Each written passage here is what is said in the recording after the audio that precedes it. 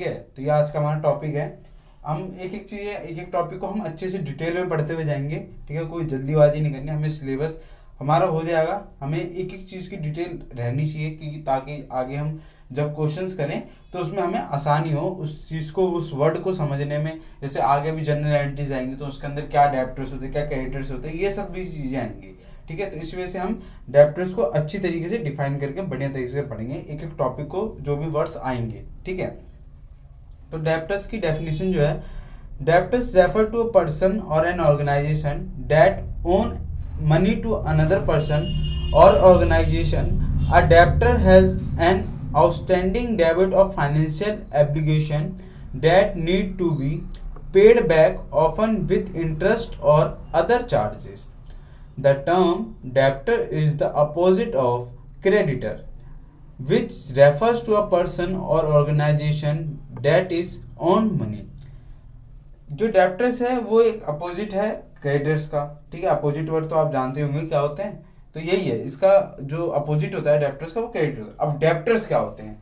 Debtors वो होता है जो कोई भी व्यक्ति है, ठीक है, वो जो व्यक्ति है उसके जो खुद के पैसे हैं, मतलब जो पैसे उसने किसी से ब्याज वाज पे लिया होगा, जैसे किसी ऑर्गेनाइजेशन से उसने पैसे लिए होंगे, ठीक है। तो जो पैसा लिया है ना उसको हम डेप्टर्स कहते हैं, क्योंकि जो हमने पैसे लिया है अब उसको हमें वापस भी तो करना है।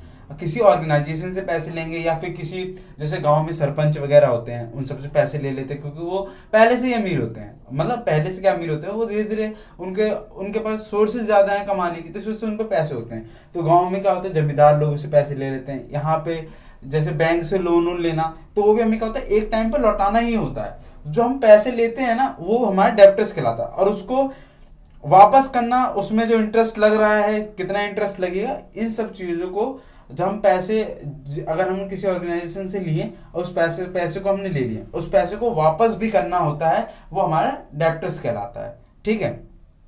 सिंपल से इतना मतलब यह है कि आदमी किसी ऑर्गेनाइजेशन या किसी फंड से या किसी बैंक से पैसे ले रहा है, उसको जब किसी, जो भी उसका परसेंटेज, जितने परसेंट पे उसने मनी ली है, चाहे 2% पे हो, 1% पे हो, उसको उसका टाइम से उसका ब्याज देना। अगर टाइम से ब्याज दे देता है, अगर टाइम से ब्याज नहीं देता तो उसके पैसे अलग चार्ज, अगर वो एक साथ देता है पैसे तो उसके चार्जेस अलग होंगे, पर उसे इंटरेस्ट के साथ पैसे वापस करने होते हैं, चाहे वो किसी ने ऑर्गेनाइजेशन से लिया हो या फिर किसी संस्था से ली हो या फिर बैंक से लिया हो। तो ये हमारा डेप्टर्स कहलाता है, ठीक है। अब बात कर लेते हैं इंपॉर्टेंस ऑफ डेप्टर, इसकी क्या इंपॉर्टेंस है, ठीक है।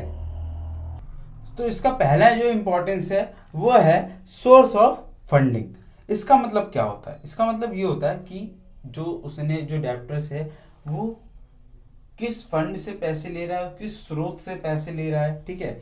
ये हमारा डेप्टर्स का एक इम्पोर्टेंस होता है, ठीक है। जिसमें क्या होता है, व्यापार को चलाने के जितने भी, जैसे कोई बिजनेस कर रहा है वो बंदा किसी से पैसे तो लेगा, उसे व्यापार चलाना है अपना, उसको अपना काम करना है, उसको काम निकालने के लिए कहाँ से पैसे लेगा, किसी फंड से ही पैसे लेगा।